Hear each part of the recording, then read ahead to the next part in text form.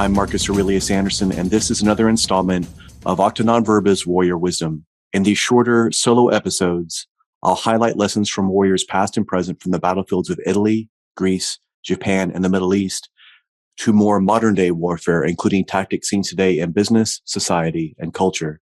I'll also share lessons based on my own learnings and experience. The reality is this: the world is a battlefield, and to not master these lessons leaves you grossly ill-prepared for the adversity that you will inevitably face in the future. Today's lesson comes from the legendary conqueror Julius Caesar himself and is illustrated by the most elite modern warriors of our time, the United States Navy SEALs. Julius Caesar once said, "It is easier to find men who will volunteer to die than to find those that are willing to endure adversity with patience." This is a powerful and true statement. In this life, there are no rewards, there are no punishments, there are only the repercussions of our preparation or lack thereof. Now that the enthusiasm of New Year's resolutions have worn off and people are taking a good hard look at where they are, there's a choice to be made. Some have wobbled, others have faltered, and many have quit entirely. Statistically, by February, more than 80% have done so. Comfort is intoxicating, and some of you have been sloppy drunk for far too long. It takes adversity to slap you from your slumber of mediocrity. And I'm calling you out on this right now. Not to shame you or not to verbally beat you up, but to point out that you have a choice ahead of you. The choice is this: do you want to give up entirely, or do you want to reevaluate your goals, pivot, and redouble your efforts? Listen, we must come to the understanding that everything that we want to accomplish in this life will take more time, energy, money, and effort than we originally thought. From building a house to starting a business to strengthening our bodies or improving our relationships, adversity will undoubtedly appear while on this path, often more than once. You see, there are two ways to do anything worth doing: correctly and again. So you want the shortcut? Here's the shortcut. There is no shortcut. There is no easy way. In fact, the shortcut is to perform the task at hand correctly the first time, regardless of how difficult it may be, because it automatically becomes twice as difficult when we have to do it again. This means we must be completely present and focused on the task at hand and do it to the best of our capacity. In the amount of time that many spend avoiding, justifying, and thinking of ways to go around their adversity, they could have already accepted it for what it is without expectation of it getting easier, committed to that adversity fully, and completed the task to the best of their capacity. In my TEDx talk, I say that by trying to go around the struggle of adversity, not only will you have to face the same adversity that you would have initially, but now you'll be forced to do so already fatigued from trying to go around it in the first place. If your goal or objective is worth doing, it's worth doing correctly. So stop looking for the shortcut. Stop looking for the easy way. There are no shortcuts. The direct path is the shortcut. Doing it correctly the first time is the shortcut. Not trying to emotionally bypass the adversity that you must face in order to grow and succeed is the shortcut. Therefore, you must have this conversation with adversity in your mind now instead of waiting to do so while in the heat of battle. Because the decisions made while under duress, when facing fear, confusion, and hesitation, these become decisions made out of compromise. And decisions based on compromise are never ideal for our long-term success. Under pressure, most will default to the path of least resistance. Many will start with the best of intentions, but there's a quote that tells how the road to hell is paved with good intentions. And listen, I understand this may not be the advice that you want to hear because frankly, it's easier to sell people on the notion of something being easier, more efficient, or more effective instead of actually sitting down and having them do the work. Those that try to convince you of this are lying or trying to sell you something. Over the years as the podcast host, I've had the honor and privilege of interviewing some incredible people, many of whom were former Navy SEALs. They've included Nick Norris, who I first heard of on Tim Ferriss's podcast, Chad Wright of the 3 of 7 Project fame, Brent Gleason, whose book Embrace the Suck had its intro written by his former teammate David Goggins, J.P. Donnell, who served with Jocko Willink as a sniper and point man, and continues to work with Jocko with Echelon Front as an instructor and consultant, Ryan Williams, who in addition to being a Navy SEAL, created Industry Threadworks, which is a multi-million-dollar company clothing brand. I also interviewed the author of 3 Simple Things, Tom Shea, William Branham, the creator of Naked Warrior Recovery and an incredible speaker, and author of the best-selling book, The Attributes, Rich Deviney. All of these men that I mentioned are former Navy SEALs. And as you can imagine, each of these interviews is a deep dive into everything from problem solving and adaptability to mindset and mental resilience in the face of adversity. In order to become a Navy SEAL, you must go through the grueling crucible known as Hell Week in order to move on. It is during these 5 days that most men quit. Sometimes almost 90% of the attrition rate is on that time.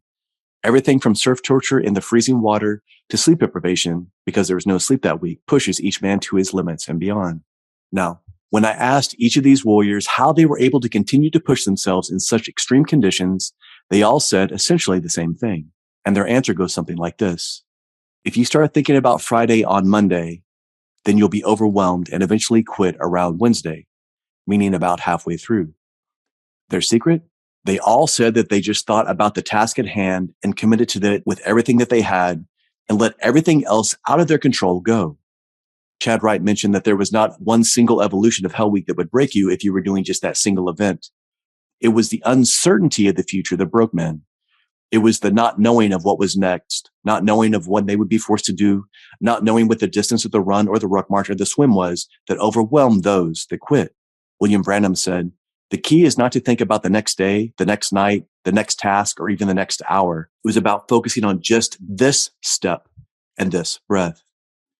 In other words, being totally focused on being completely present in the moment is what kept these men moving forward when everyone else was giving up in the face of adversity. In Tom Shea's now famous book, 3 Simple Things, he talks about the 3 ethos that he teaches and lives. Number 1, honor your word. Number 2, don't quit. And number 3, stop making excuses. Again, these things are simple, but not necessarily easy to execute while under the pressure of adversity. And this is what Caesar meant by his quote. It is easier to find men who will volunteer to die than to find those that are willing to endure adversity with patience. When we have enthusiasm and motivation, we can do almost anything, or at least we think we can. And in the short term, that may work, but it is not sustainable long term.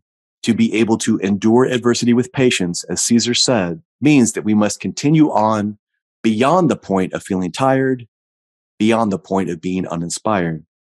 It is cultivating this skill of enduring adversity with patience that separates the truly elite from the rest of the world. Every peak performer that I know or have worked with has known this, and yet they all know that they can improve in this area every day. Legendary peak performance coach Josh Waiskin says in his book, The Art of Learning, that this process is a marathon and a sprint. It is a marathon of sprints.